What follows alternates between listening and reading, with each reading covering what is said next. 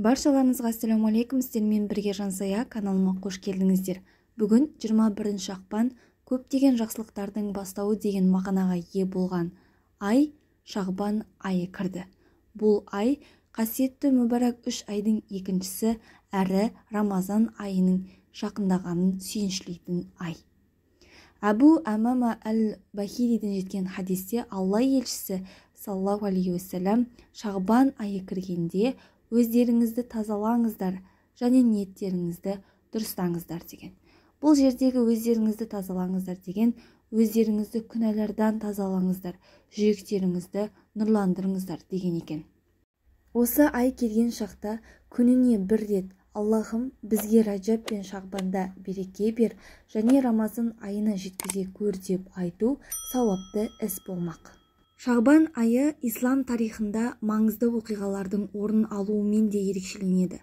Атап айтқанда, хижреттің 2-ші жылы Шағбан айының орталарында түскен аяттарда мұсылмандар құбыласы өзгерген. Бұрынғы Ақса мешітіне емес, ендігі жерде Меккедегі қасиетті Қағбаға бет қарататын болған. Ал тағы бір аяттарда Рамазан айындағы ораза парыз етілген делінген. Хадистерде айтылғандай, Шағбан Ережеп пен Рамазан айының ортасындағы ай. Бірақ адамдар оның ерекшелігінен бейхабар. Алайда сол айда құлдардың амалдары әлемнің Раббысына қарай көтеріледі.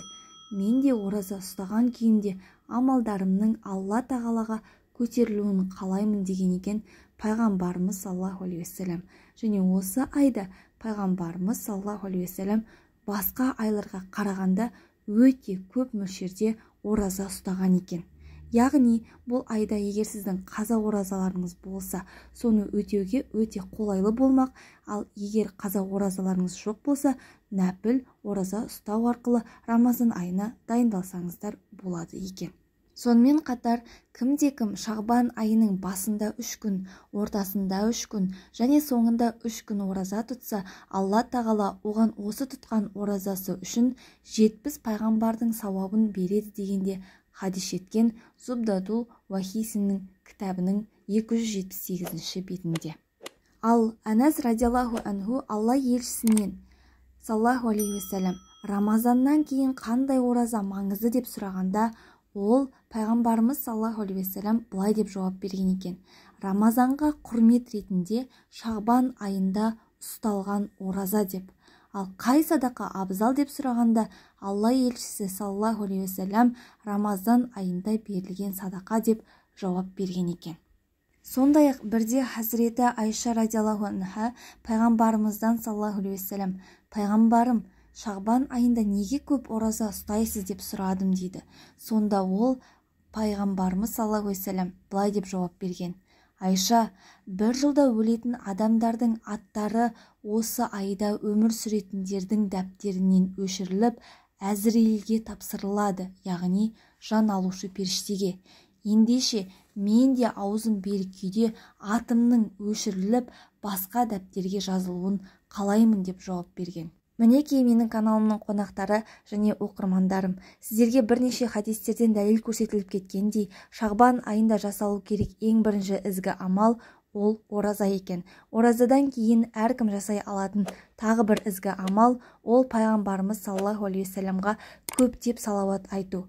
Ережеп айы ол Алла тағаланың айы, Шағбан ол пайғамбарымыз саллаллаху алейхи уассаламның айы деп хадистерде келгендей, Ережеп айында біз истихфарды көбейткен болсақ, Шағбан айы пайғамбарымыз саллаллаху алейхи уассаламның айы болғандықтан бұл айда көптеп салауат айтқан абзал екен.